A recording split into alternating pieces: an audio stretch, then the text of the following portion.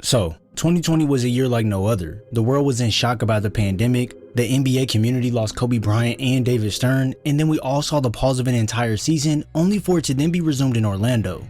This is what we all call the bubble. It was an extreme amount of high quality basketball being played in this environment, and while the Lakers championship run was met with people calling it a Mickey Mouse ring, there's something that cannot be overlooked, and that is Jamal Murray. Murray was truly on another level during this run. Any shot you needed, he could get for you. And it wasn't just one game or two games, it was during the entire postseason.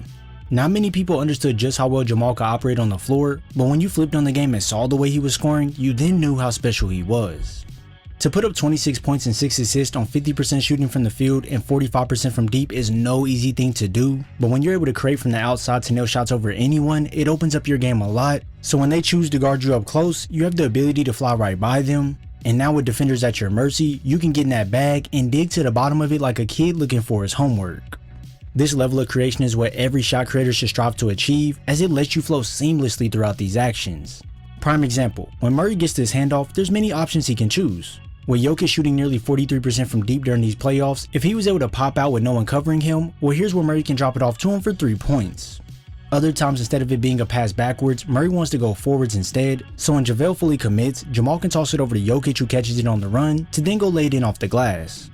Some people may think these handoff actions are underwhelming, but when you notice that Murray can add in some manipulation to it, you then start to open your eyes a little more. Since the defense will be so worried about Jokic moving into space off the screen, all it takes is for Jamal to look off the actual player he wants to pass it to and watch LeBron fall for the decoy while letting his team get scored on. Not only does the defense have to worry about the passing angles off these handoffs, but with Murray being an elite shot creator, if guys were to go under the screen, then Murray could hide behind his big man to make this a longer distance for George to close out, and this one right here is straight cash. Once guys have fallen victim to going under, well, they'll now try to chase over the top, and with no hesitation at all, Murray pulls up immediately while the defender is chasing, and this one definitely could have been an and one. If you're a defender, chasing guys like this always puts you in a tight spot, because not only could he stop here and pull up for a 3 like last possession, possibly drawing a foul as well, but Murray now has the capability to send this pass to the guy on the opposite side of him for the tray ball, and then with him having downhill momentum, he can fake the big out with a slight move, and to the rack he goes. In this game of basketball, everything is about angles and attention. You have one angle present right here to pass to MPJ, you also have another angle to drive to the rim, but since Donovan Mitchell's attention went to MPJ, he poses no threat, and since Rudy Gobert doesn't fully commit, aka not giving Murray full attention, Jamal still has enough time and room to convert this left hand bucket over Gobert.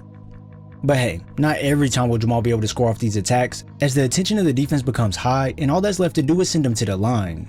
So to combat that, here's where you analyze the floor as you come off the handoff, and with Murray having no room to really pass it to Jokic, and Rudy Gobert standing right in his way to the rim, here's where you can pull out that floater. At times when he does this, the big might be close enough to block the shot if he was to shoot a floater, so this is when that craftiness to bounce out for space and then shoot the midi comes into play. This ability to pick and choose in a split second of what move or pass to make in these scenarios is huge, and this sets up his game in a massive way. Now the defenders have to play him honest and have worries of all these things happening, here's where Murray can start operating at a high level from all 3 levels. As a defender, when you have the assignment of guarding Murray, you have to be worried about his shooting, but you can't let that be a cause for breakdowns. Like watch here, Murray first rejects this screen to attack downhill, and right here is where JaVale makes the fatal mistake. Now yes, we do want you to stop Murray from scoring, but we would much rather him shoot a tough mid-range jumper. But since JaVale sold out on this closeout on Murray, the hezzy completely fools him, and now Jamal can skate right past for 2 points.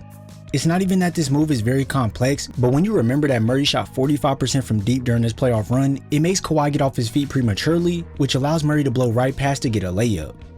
Now if you want to throw in a little bit more sauce to the equation, when you add in defenders going under the screen like earlier, well they stand no chance at stopping him once they bite on this hezzy. This right here is where Murray's burst of speed comes in, and trust me, during this time, it was truly deadly. The bigs didn't need to set a full screen, as they could just ghost them instead, and within a second, Murray was pushing right past to go score. It's like he had a second gear he could shift into when he needed to get past a defender to convert a tough bucket, and if defenders weren't ready for his change of direction when speeding inside, then go ahead and chalk it up.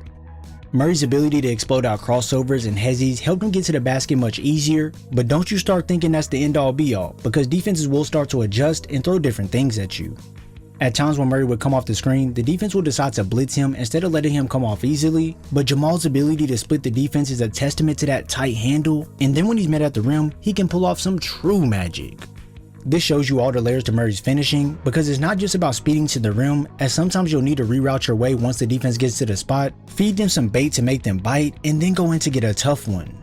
But hold on now, as you just seen, not all finishes will be easy to convert, and during this postseason, Murray had to combat many defenders, so that's why you see him showing it on one side to then go finish on the other side to cook AD, and if his man was hounding him, then Murray was able to snatch back to break away, cross back over when Joe Ingles tries to reach in, and then use this scoop off the glass.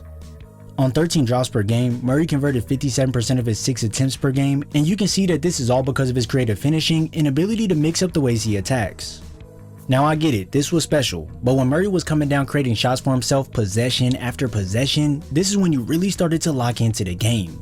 If guys weren't ready for the abrupt snatch, then they would give up all this space for the jumper, and his footwork was so steezy that it would allow him to draw the foul on PG here, and the bank is open, plus an extra $1. As I stated earlier, this game of basketball is all about those angles and attention, and with Murray being such a threat to score the ball, the defense will close up on him to stop the drive. So to counter that, Jamal can get pretty busy in that in-between area. It's honestly take what the defense gives you when you slow these plays down, but it's that ability to react on the fly and dish out certain moves that separates him from others. As Royce O'Neal gears up to get over this screen, Murray immediately decides to reject it instead by using the crossover, and now with him driving into this crowded area, he opts into this behind the back only to be met by Gobert, which then Murray spins away to nail this tough jumper. You can see that none of these moves were premeditated, as it was all off pure reaction, and this is a true skill set you need to have to be a bona fide creator. The creation doesn't just stop with the mid-range though, because with Royce O'Neal doing the same exact thing on this play, instead of pushing down further, Murray is presented this wide open look, so why not let it fly? It truly didn't matter if you threw elite defenders on him such as Kawhi Leonard, Murray was still cooked in with hot grease. If you allowed the bigs to switch onto him, then here's where you see Murray's eyes light up, and just when you thought he had nowhere to go after you cut him off, well, he'll catch you off guard with this short jumper to grab 2 points. Like I said, anywhere, anytime, Murray was ready to pull his own weight, and with the way he was destroying defenses, you could tell he was locked in on a whole nother level. This bubble allowed everyone to see what Jamal Murray was capable of, and ladies and gentlemen, this is why most people call him Bubble Murray, even though his skill set far exceeds just his bubble play. If you enjoyed this video, make sure to drop a like, subscribe, and turn on post notifications so you're first to know when I upload. I thank you all for your support, and I'll see you in the next video.